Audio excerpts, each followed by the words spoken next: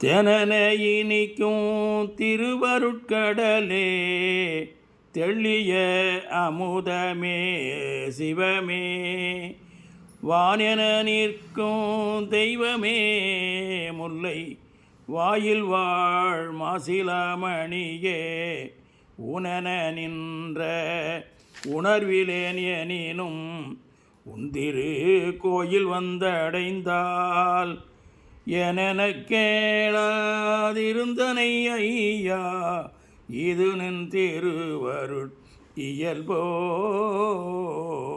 தெனன இனிக்கும் திருவருட்கடலே, பூங்கொடியிடையாய் புணர்ந்த செந்தேனே, புத்தமுதே மறை பொருளே, வாங்கொடி வீடைகொள் அண்ணலே முல்லை வாயில் வாழ் மாசிலாமணியே, தீங்கொடியாத வினயனெனினும் செல்வனின் கோயில் வந்தடைந்தால், இங்கொடியாத அருட்கணல் தோக்கி எனேனாதிருப்பதும் இயல்போ.